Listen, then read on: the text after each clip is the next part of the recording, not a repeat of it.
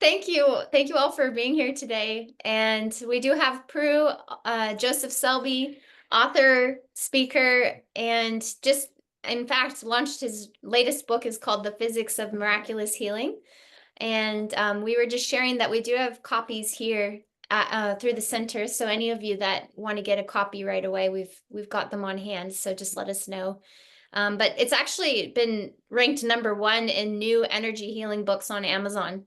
And Prue's been invited to talk at a lot of amazing opportunities, including some of these shows that are reaching millions. So, and Prue's also interviewed with Deepak Chopra, and he's just really found a way to share master's teachings in to like a wide audience. And it's been such a gift for all of us to see him leading through his example of service.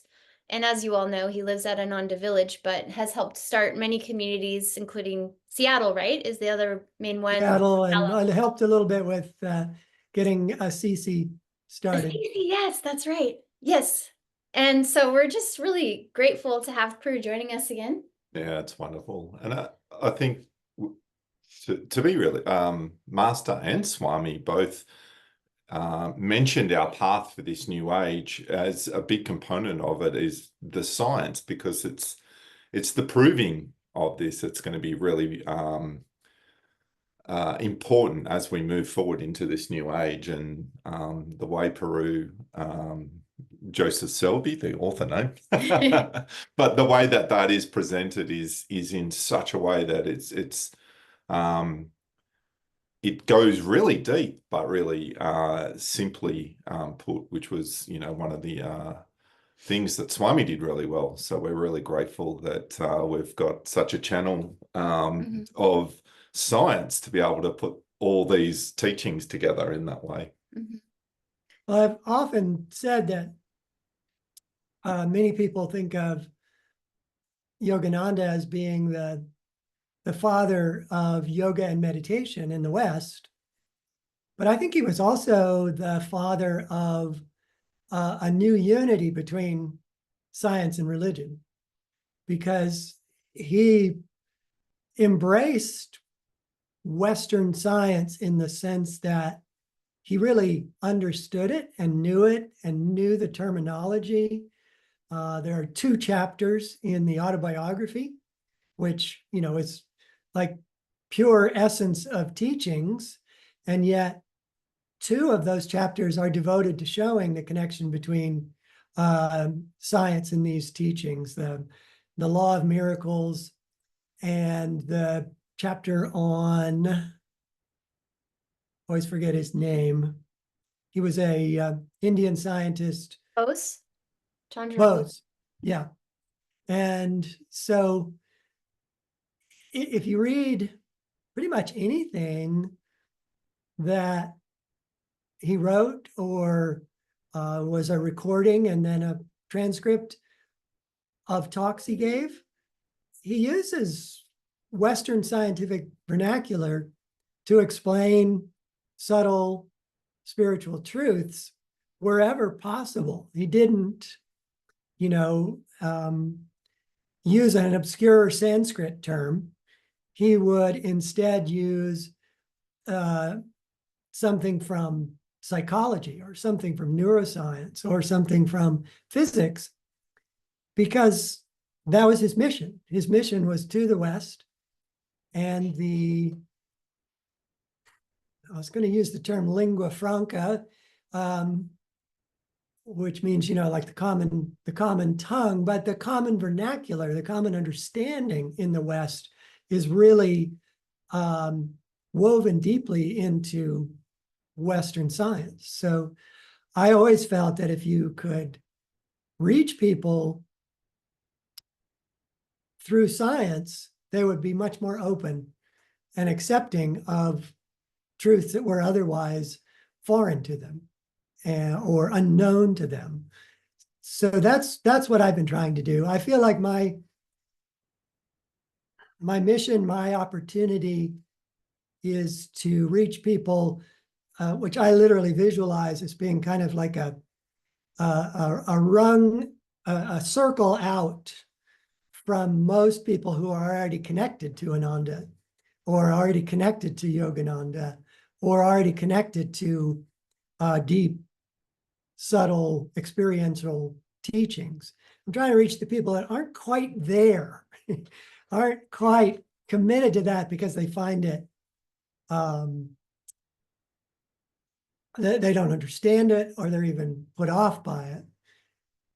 But I've been really pleased by how many reviews I've gotten, emails I've had come to me from people who, in a nutshell, say, I got it. I finally got it, where that connection comes from. And that really, makes it all worthwhile when that click goes off in people's minds. So what I find myself often when I'm teaching or talking on like coast to coast, the audience there could be just about anyone. So I'll go heavily into science because that's the best place to start with them. When I'm talking to folks like you all, who are already, heart openly into experiential spirituality and feeling the presence of spirit, I only touch lightly on the science. So I'll do a little bit on the science today. If you want to know more, there's Q&A here later in our session.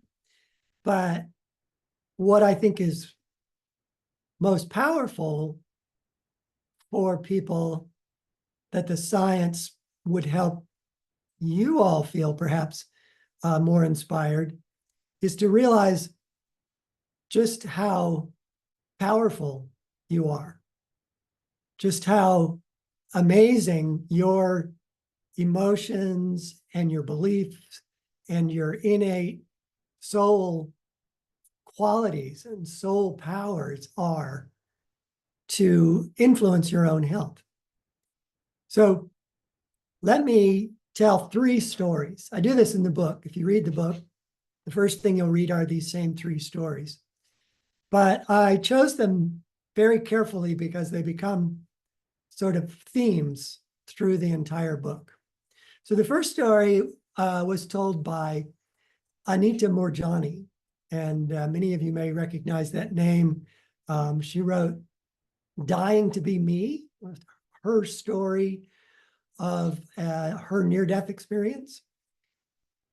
And the way she tells the story is that she was near death from lymphoma.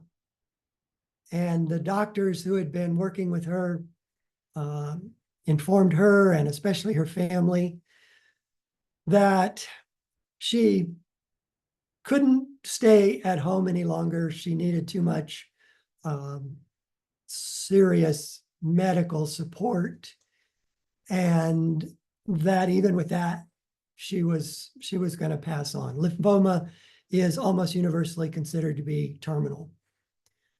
So she was put in an ambulance, sent to the hospital, and on the way to the hospital, she fell into a coma.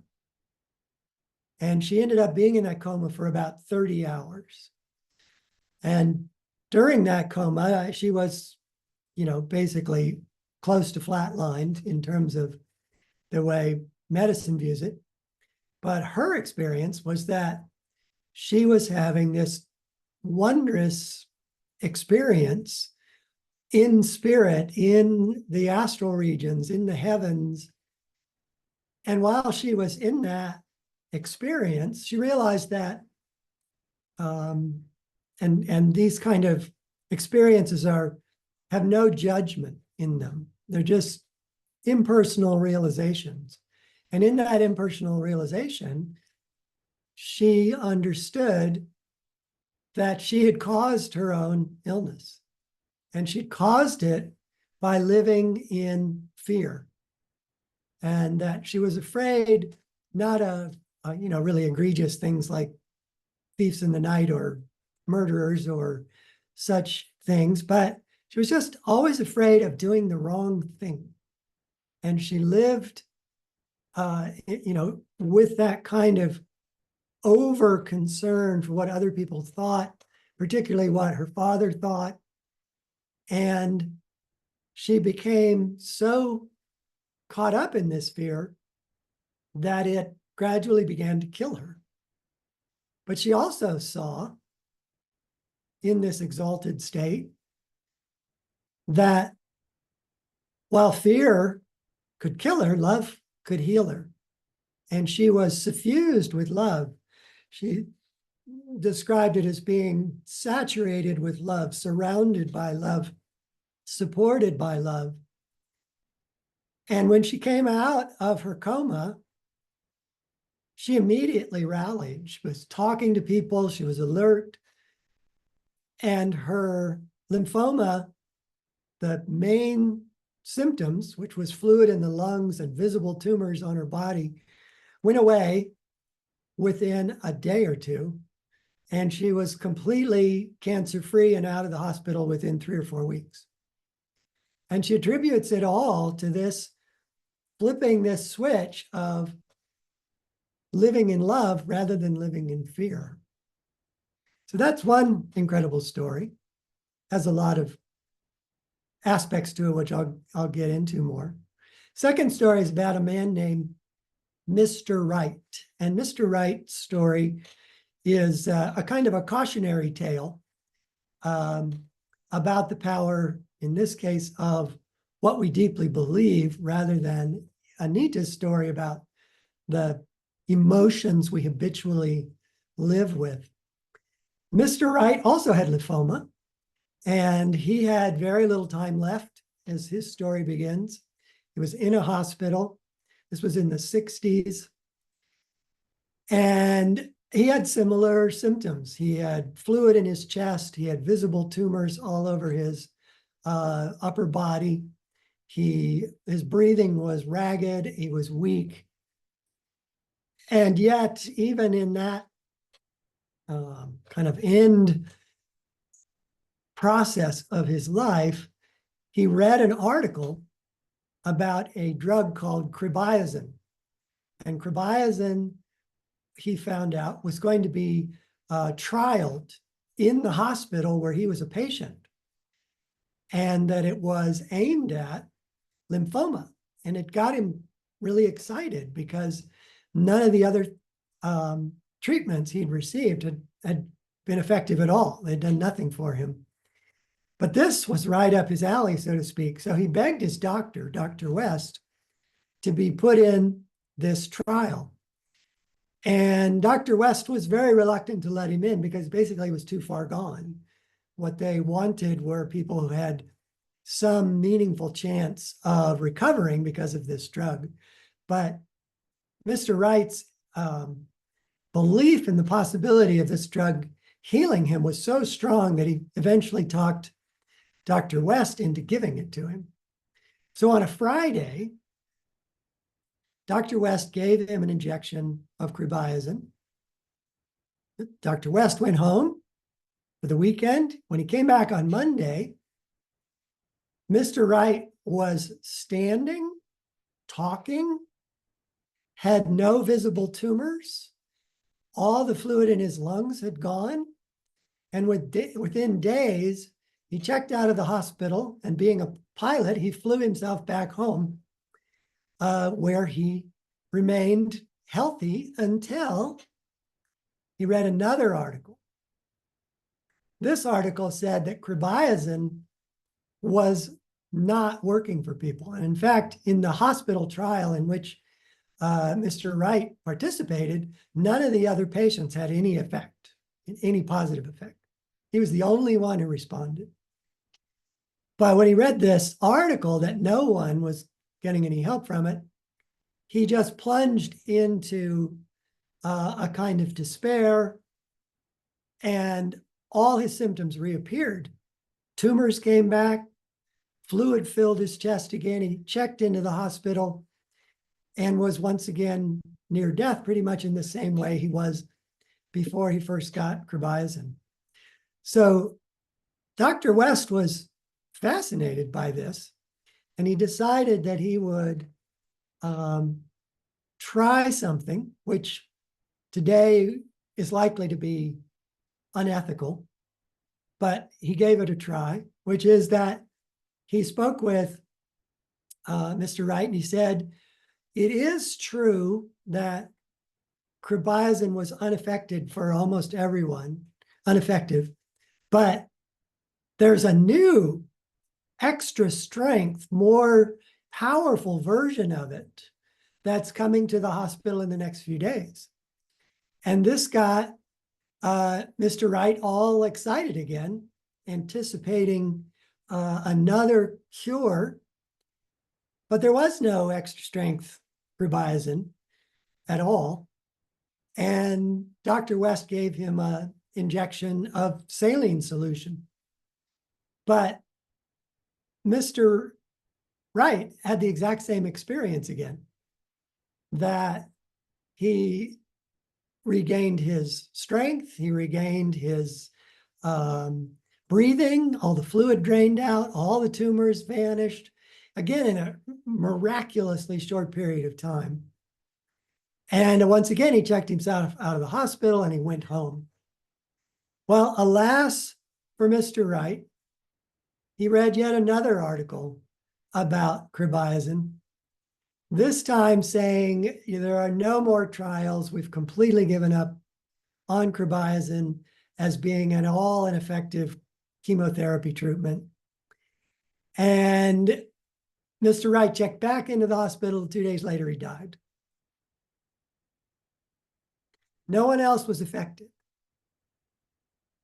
either positively or negatively, who were given this drug. So then the third story is about a woman named Barbara Kumiski.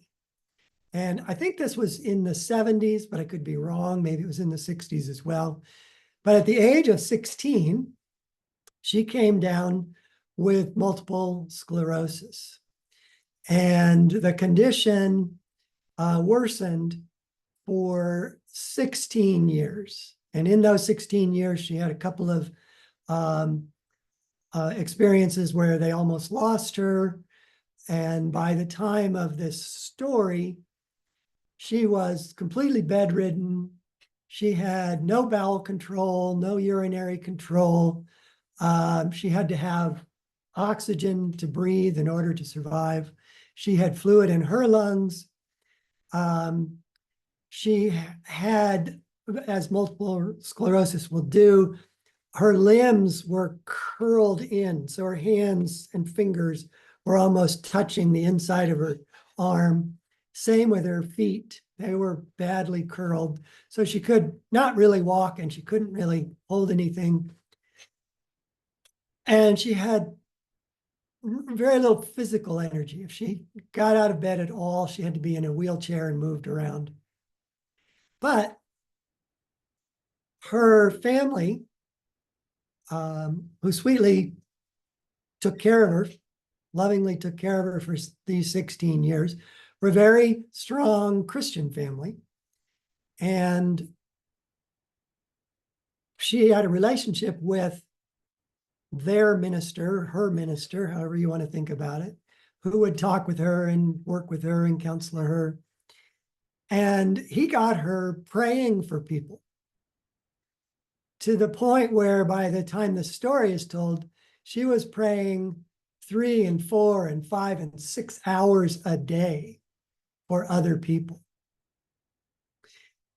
The evening of this story, she was talking to friends who were sitting by her bedside, and she heard a voice that said, "Get up and walk."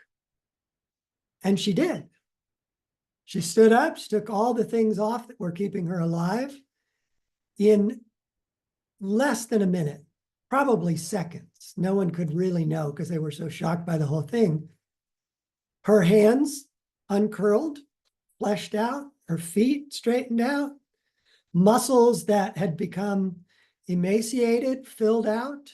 She walked out into the living room of her home and did a ballet move that she hadn't done for 16 years. She saw her doctor the next day and she had no symptoms, no signs whatsoever of multiple sclerosis. So those are three powerful stories.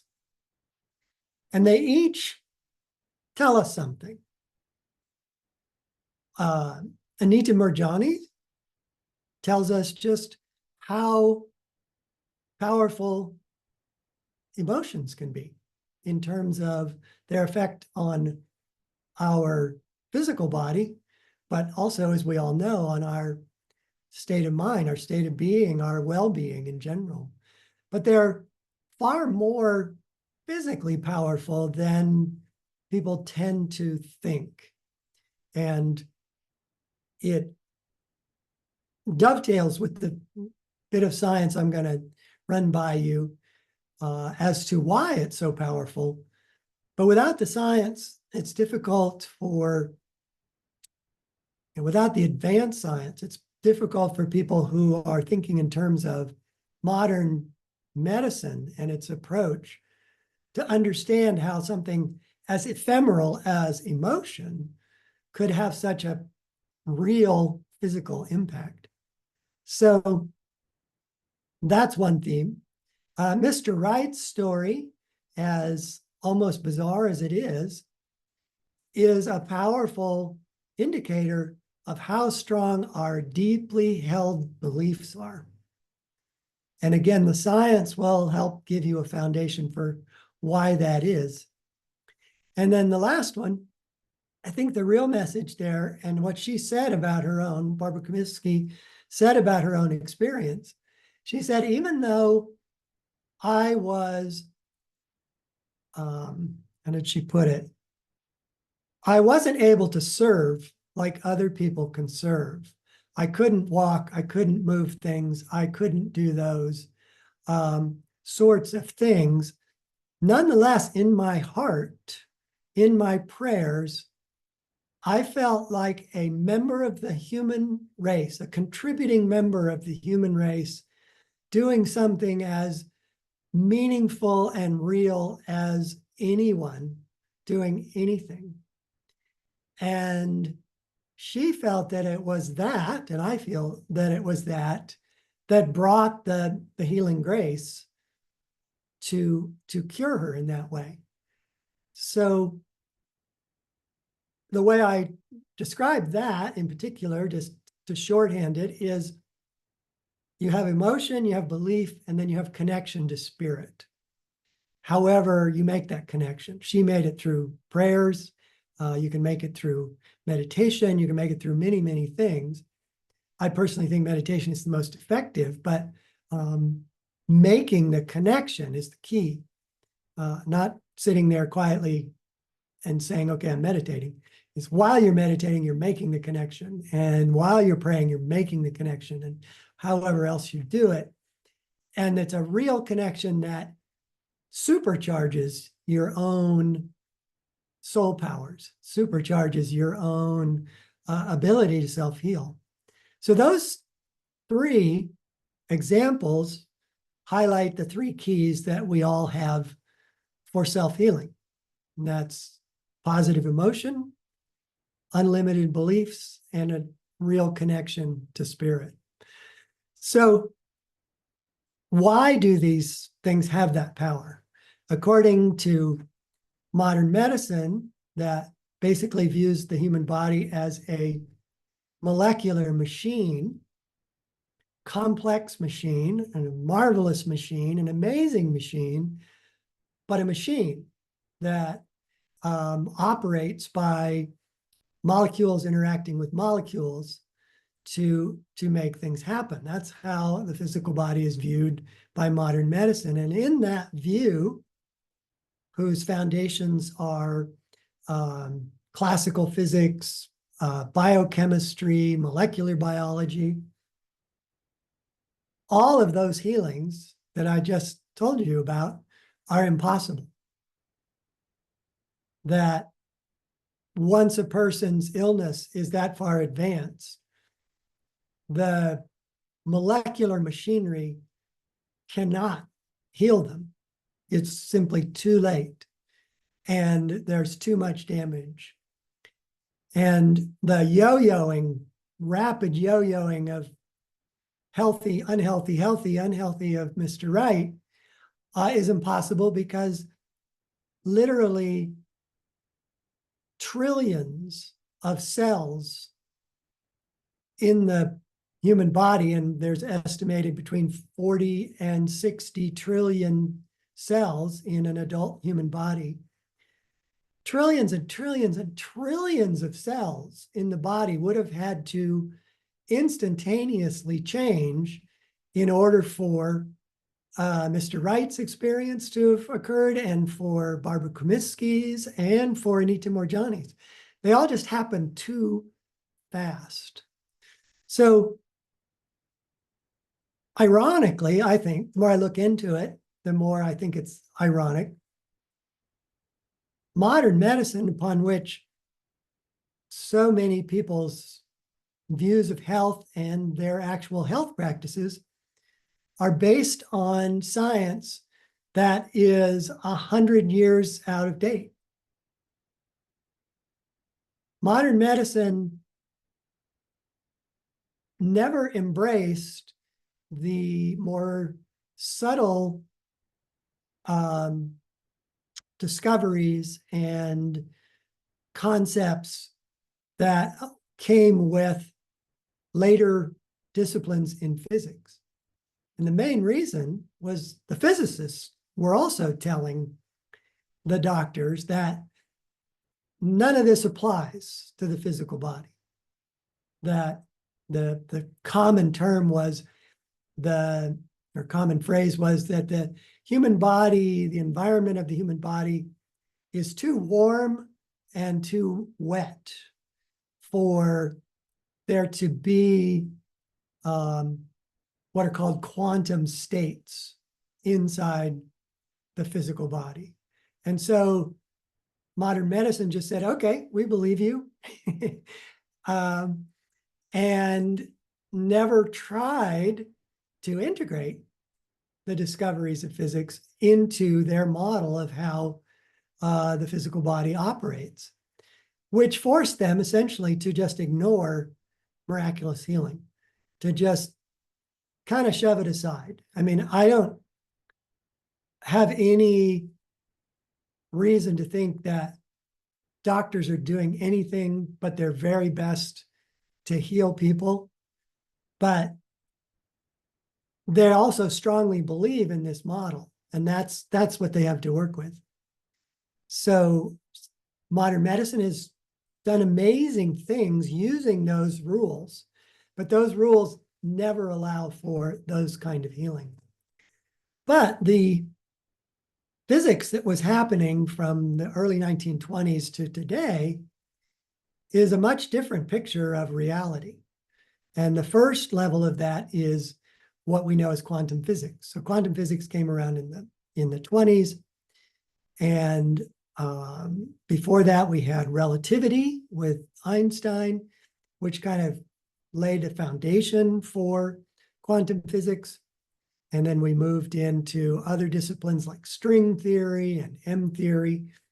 And I won't try to give you the full Megillah, the whole story of how that relates to the physical body. But essentially, where classical physics and biochemistry and molecular biology are matter-centered, all of these other physics disciplines are energy-centered. So they start with Einstein saying that matter is an illusion. I mean, he didn't use those terms, but effectively, that's what he was saying, is that matter is condensed energy. There are no little tiny, indivisibly small balls of matter. They don't exist. No matter how far down you go in examining the atom and the nucleus and the subatomic particles, you'll never find anything that is matter. It's all energies interacting with energies. Quantum physics took this and looked into it in ways that were confounding to what was then a very material view of reality. And one of their guiding principles is what's called matter-energy duality. And it sort of says what Einstein says, which is matter and energy are dualistically the same thing. They're equivalent. But quantum physics took it a step further and say, not only is that true, but energy that is behaving as matter can, if it's not being observed, behave as waves of energy. And if it is observed, it behaves as particles, behaves as atoms. So all the energy in our body can theoretically move in and out of these two states. So in theory, your whole body could become waves of energy and behave like waves of energy. That's the real key. And energy, waves of energy, is far more mutable, far more changeable inherently than when that energy is behaving like matter. So that's kind of one layer that gives you a very different picture of reality, a very different picture of perhaps of your own body. Then there was an experimental, not experimental so much as mathematical, really, direction, breakthrough, concepts, theories that eventually became widely accepted within the, the frontier disciplines of physics, which is that when anything is in that waves of energy state, it's not actually in the physical universe. It's in what's called non-locality. And if you read about non-locality in physics and you understand its qualities, non-locality is a state, a realm that has only two dimensions. Therefore, there's no space. There's no distance in non-locality. It's pure energy. If you just look at those qualities and then you think about what is the astral universe like, the astral universe is two-dimensional. There is no space. There is no distance. It's pure energy. Sri Yukteswar said, your body in the astral regions are coordinated images of light. So when in those times, and I'll kind of hedge my discussion here a little bit and say I'm going to get to those times, but at those times when your physical body is mostly, if not all, behaving as waves of energy, it's because it's in the astral region. It's in this non-local region. Now, this sounds like, because we're so used to living in three-dimensional reality, physical reality, it sounds like you're going somewhere, right? And if you give it much thought, you probably think you're going really far to get to this strange two-dimensional realm. But the two-dimensional realm is actually interpenetratingly present. So we are always, as long as we have physical bodies, we're always in both. We have 1 foot in the physical world and 1 foot in non-locality. We have 1 foot in this biochemical machine, and we have this other foot in our astral body. And we always do. And then the last piece of science to throw at you, hopefully not one piece too many, but the last piece to throw at you is that M theory, which is kind of the leading frontier of modern physics, posits that everything that exists in the physical realm, the entire universe, and some energies that exist in non-locality are holographically interconnected.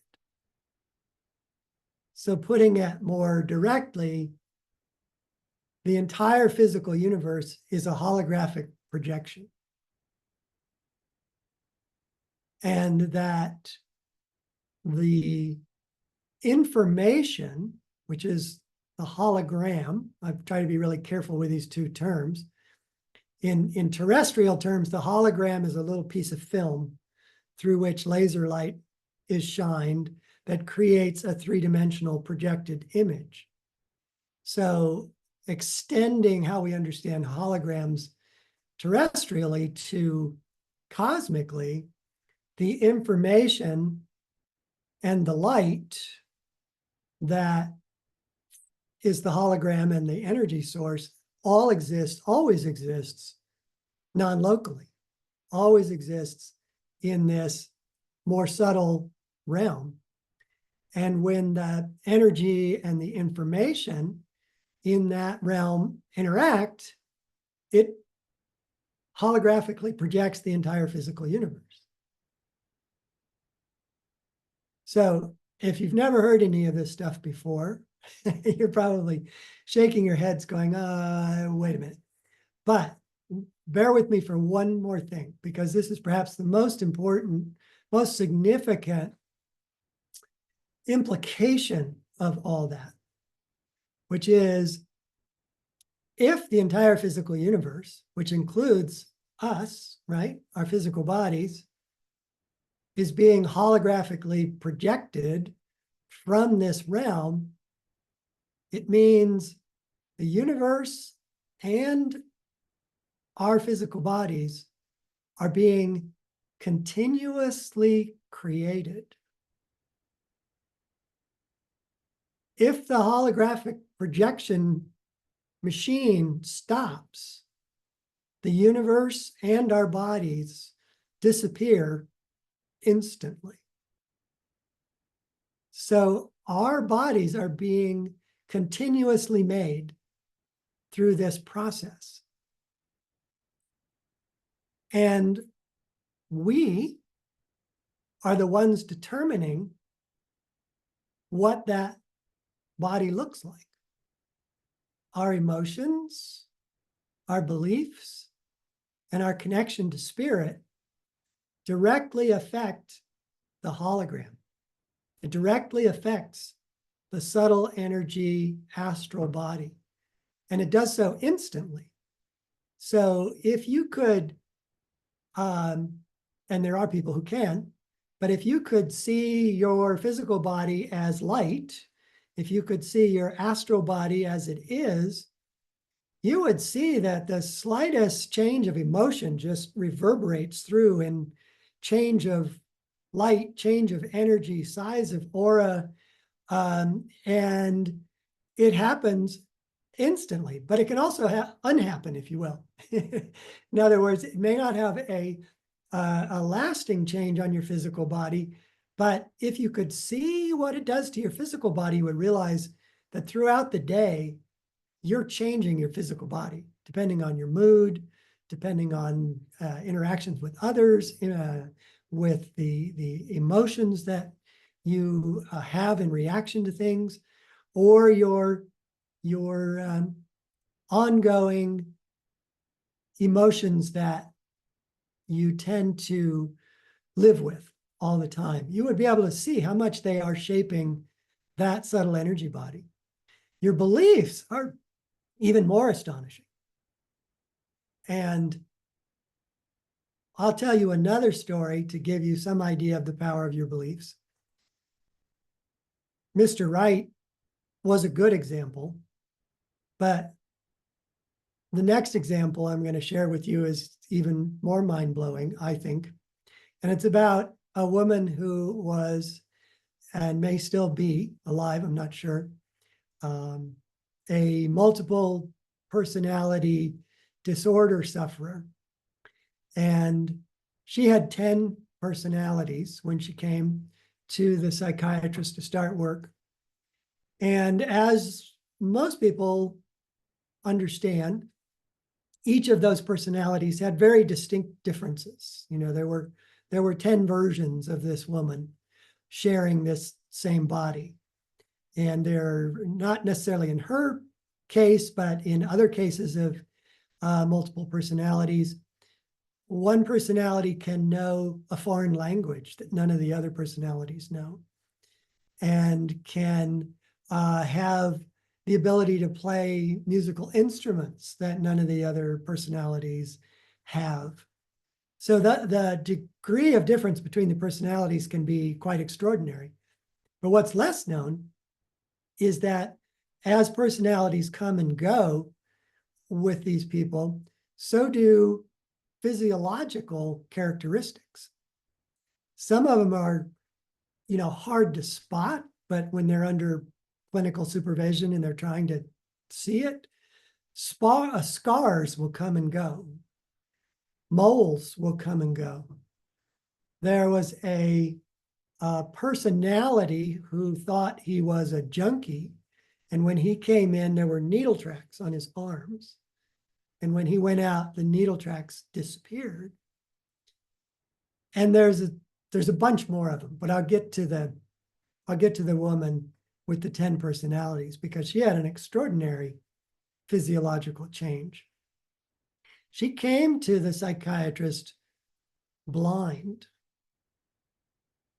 And as the psychiatrist worked with her, each of 9 of her 10 personalities began to be able to see to varying degrees. But the 10th personality never did get to the point where in that personality she could see. And they tested her with what's called visually evoked potential, which is a fancy way of saying they would wire up her brain to EEG so they could see where brain activity was happening in her brain. And when they shined a really bright light in her eyes, there would be no response in her visual cortex, which is at the back of the brain. So impossible to fake. You can't, with open eyes, have a massively bright light shown in your eyes and not have some neuronal signal go into your brain and send that message. The other 9 that had become, to some degree or another, able to see, all showed activity in the visual cortex, but not the 10th. Now that's amazing enough. But these personalities come and go. So when she came into that 10th personality from whatever other number of personality it was, she went blind. Not faking it, not thinking she was blind. She went blind. And then when she came out of that 10th personality, she could see again. And the key to understanding all of that is that each personality believed unequivocally in what they believed their body could do, what it looked like, how it was shaped, what its capabilities are. And because the peculiarity of MPD sufferers is that most of them, until they've undergone some therapy, most of the personalities have no knowledge of any other personalities. And in fact, MPD sufferers frequently make their way to psychiatrists because they think they have amnesia. That huge swaths of their life, they don't know what's going on. And they literally don't know that they have these other personalities. at all. So what they believe is total. I mean, if you didn't, know that you had a single personality, and somebody asked you, how am I trying to put this? You would have no doubt about your own personality. You just don't, right? You know who you are. You don't think, well, last night I was kind of different, and the day before I was odd. I mean, you know who you are. And with that knowing comes this powerful conviction of your state of health in particular. So this belief that in the case of multiple personalities changes their subtle energy body, which in turn instantly changes their physical body through this holographic continuous creation. And therefore you can have this rapidity of miraculous change. It's dramatic when you see it with multiple personality, because it goes back and forth, right? But we're all doing the same thing. Each one of us right now are doing exactly the same thing that any given personality is doing, which is that we believe completely in what our body is like and our state of health and what it will take for us to be healthy and what the odds are of us getting healthy if we have certain diseases. And perhaps we have thoughts about our DNA and whether we're susceptible to particular diseases. All of these are our own homegrown limitations on our ability to heal. But they're really powerful and they're really difficult to get at. It's not just, you read a book and go, oh, I'm not that. I'm an unlimited being and cool. Your commitment to these past beliefs is just, waiting its turn to come back to the fore and take over again. But you can systematically, methodically change your beliefs, which is the coolest thing. And then you can systematically connect to spirit. In a way, spirit is not a different mechanism for changing your physical body.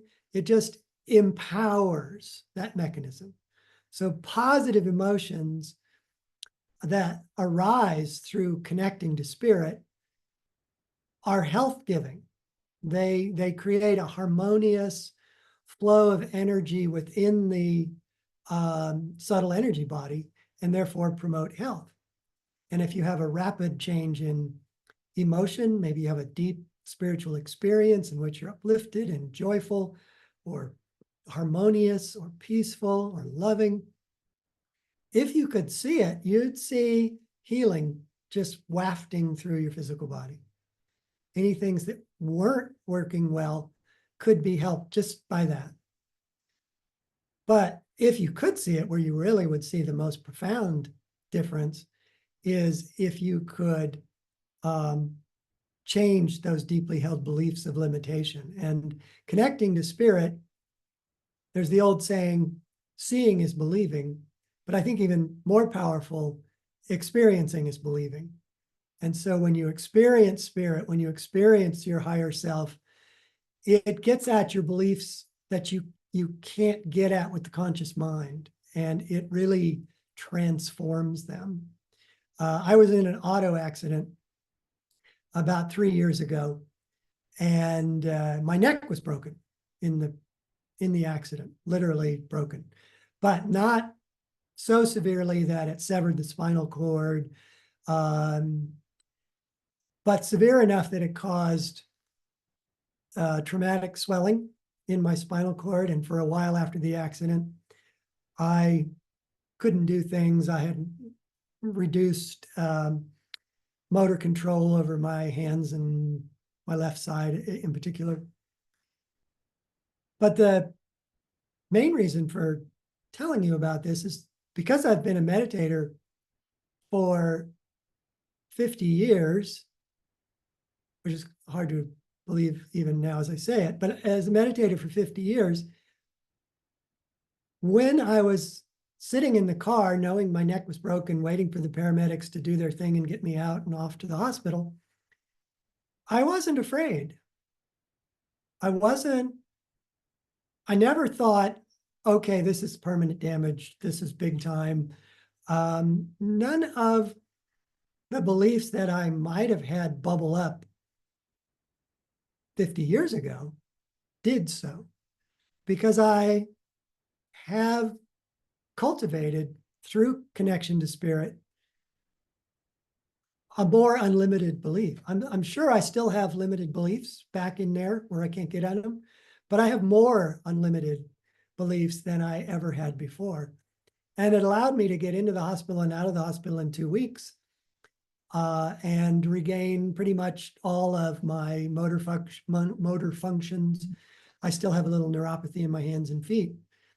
But I think because of that connection to spirit and because of my beliefs, I healed faster.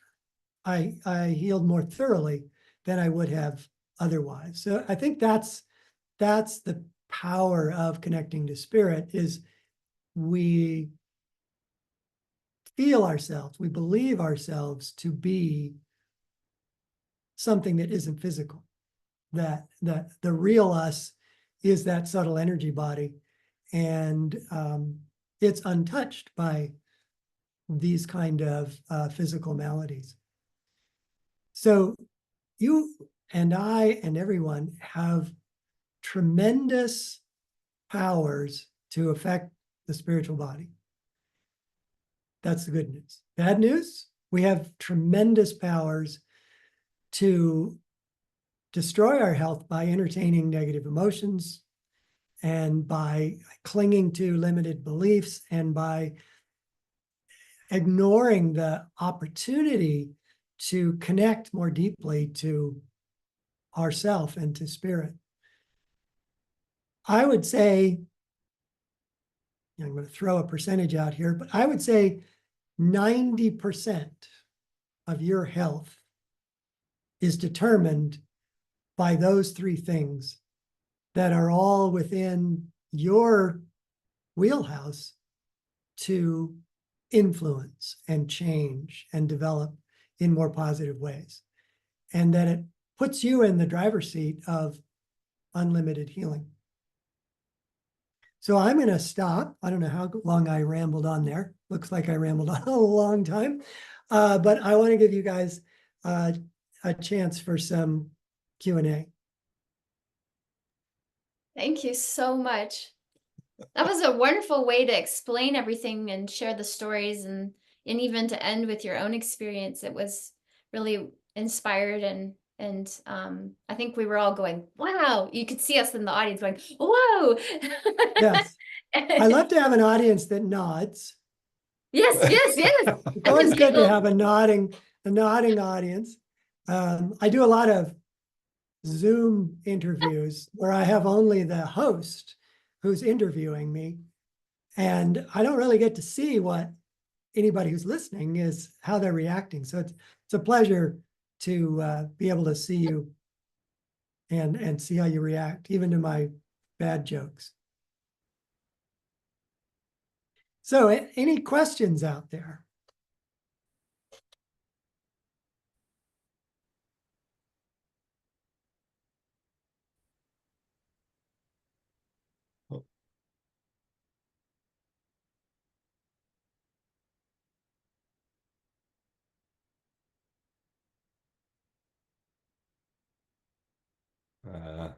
Sorry, I think our internet dropped out. Apologies, Puru.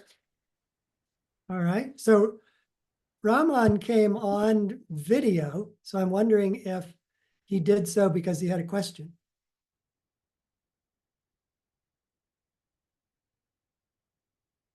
But I can't hear you, Rahman, if you can hear me.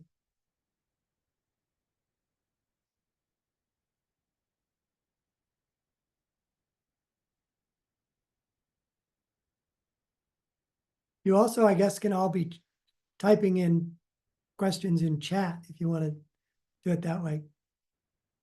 Yeah, that's perfect. And so yes, we usually have Raman, people just type them in the chat. Puneet just wrote one in. He said, is connecting to spirit similar to surrendering? That's beautiful. Yes, I would say so. Swami Kriyananda said something once a long time ago that I always loved, because one of the things that Swami was so good at in his talks is that when he was explaining a complex subject, he would say, in a nutshell, he would say, on the one hand, this is true, and on the other hand, this is true. And they seemingly are, somewhat in opposition to each other, but he would show how, truth is not just one-sided. So yes, surrender is that connection to spirit, but experiencing yourself as much more than you ever expected yourself to be is also connecting to spirit. And he put it this way, he said, there's two legitimate ways to think about what we're trying to do as yogis. One is we're trying to reduce the ego to nothing, which would be complete surrender in one sense. But he said it's also equally true, simultaneously true, that what we're doing is that we're expanding our ego to infinity, that we're realizing ourselves in that oneness with all that is, and knowing that we are that as well, and that we have the powers and abilities and awareness of the divine. We are inherently divine. So they're both true. They're both simultaneously true. And essentially what Swami was saying is, it doesn't matter which way you think about it, just do it. If you're moved and inspired by the notion of really just letting go of all and surrendering into that, that great ocean of spirit, and that works for you, then you should do it. But if you also feel like, wow, I'm growing, I'm serving, I'm being creative, I'm trying to manifest my divine qualities, not just in meditation, but in everything I do, that also is great.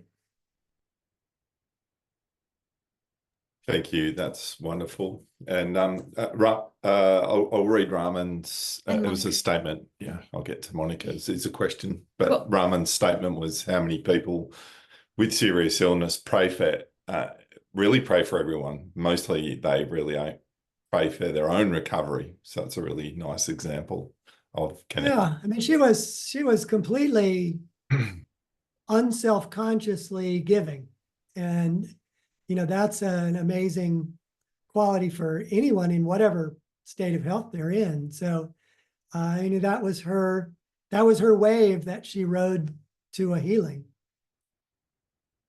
Yeah, it's beautiful. And Monica asked, so is energization then key to experience? Energization is, in a way, the other side of the coin of emotion. So emotion is the movement of subtle energy within your subtle energy body.